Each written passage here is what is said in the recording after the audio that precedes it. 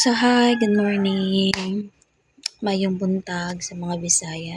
Magandang araw sa mga Tagalog. Good morning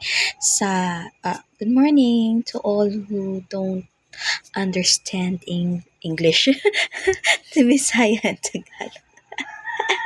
Taramusan ako nila. But for today's video, guys, dili ta mag-English kay gikapoy kog English, no? Kay mas okay mag-yun yung istorya tag Bisaya. But anyways, comfortable ko nga may istorya ko Bisaya. Question daw. Sige, ito ilang question ay.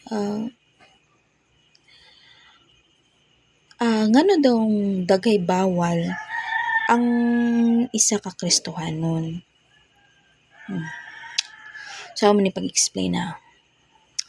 Well, based on my experience, no, daghan kayo kog gipang-invite like mo to sa church tara simba ta.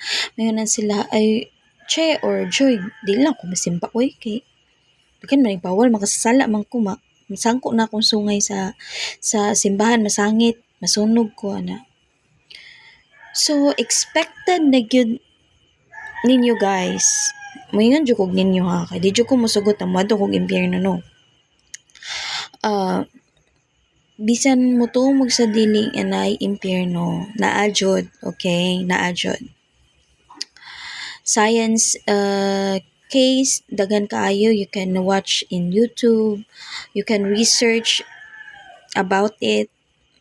Mga scientist, mga unsa pa nang mga theist, they do believe in God, in kanang mga panghitabo sa kalibutan nga dili ma-explain sa usa ka tawo.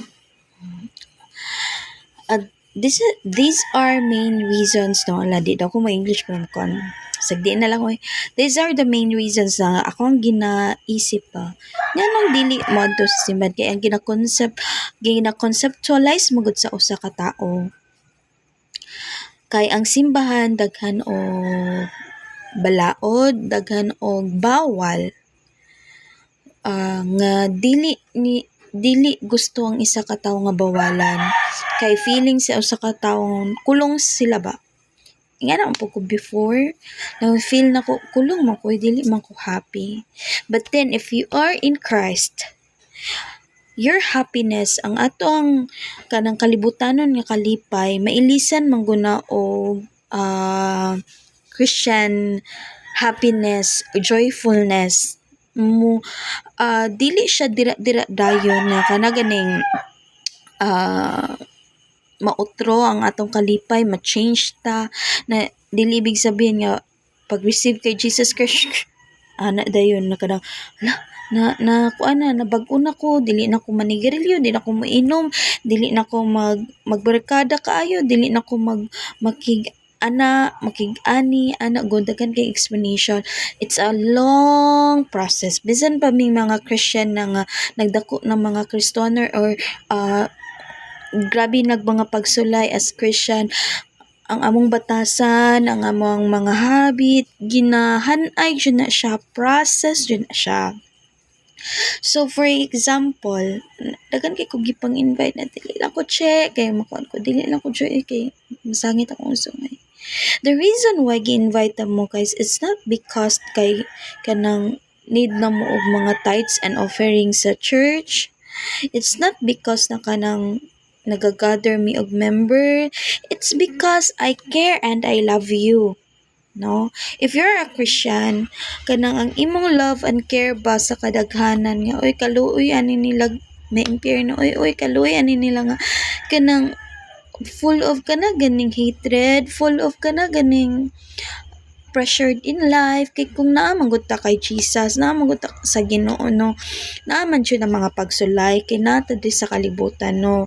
Pag nata diri sa kalibutan na jud ng mga pagsulay, part na gyud na sa tao, nature na gyud na sa tao, nature na gyud na sa kalibutan, and we cannot change it.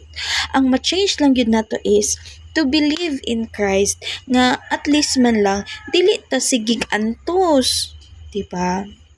So sa kanang kuan pag mosimba man gud makapaminaw tag mga pulong sa Ginoo, maka-praise and worship ta. In that way, hinay-hinayon ta og bag-o kay Lord. And then the reason pud sa uban nga dili ganahan mo simba, it's that dili ta gusto bag-oon ni Lord. Syempre, si Lord manggod is ginatagaan tag free will. Unsa man ang free will? Free will is kanang dili ta robot ba nga, oy, ikaw, pisliton ka sa Ginoo. Mao na yung buhaton. Mao na yung buhaton. Dili mo gud nga ng Ginoo. Kitagaan ta niya free will ba nga kanang you need to choose. Is it me or kana? Yes or no? Ana, mo follow ka sa or dili kay ang gusto man gud ni Lord is to obey and to follow him kinasing-kasing. Dili kay nahadlok ta, dili kay napugos ta, kinasing-kasing ato ang own kanang desire na Lord bago ako.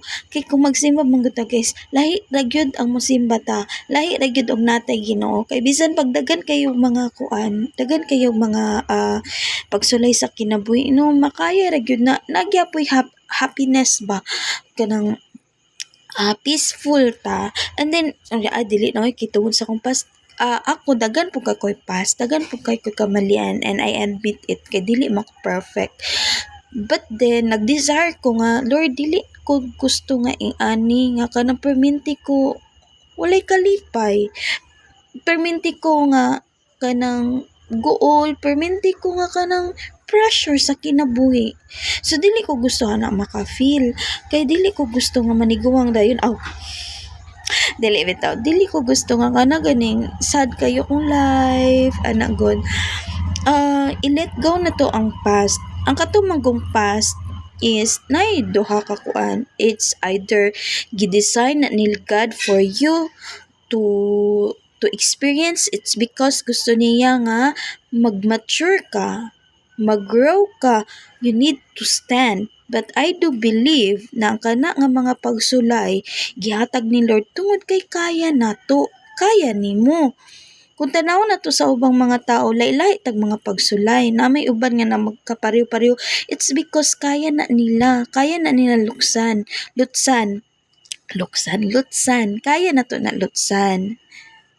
That's why we need God para natay kanang huna-huna sa labutan or wisdom na ginatawag or in discernment na ginatawag para maka-choose ta unsa atong buhaton, maka-decide ta unsa atong buhaton ana.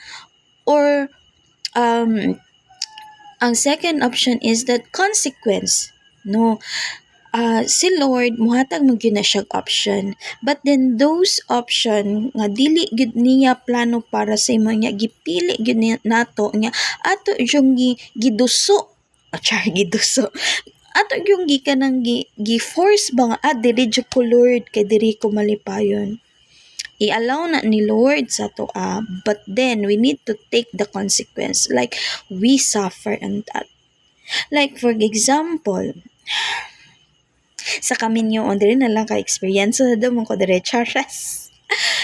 Sa kaminyoon nang naibog siya ka ng tawa na Lord, naigugma jud ko ana, gwapo kayo siya, talented kayo siya, in love kay ko sa iya ha.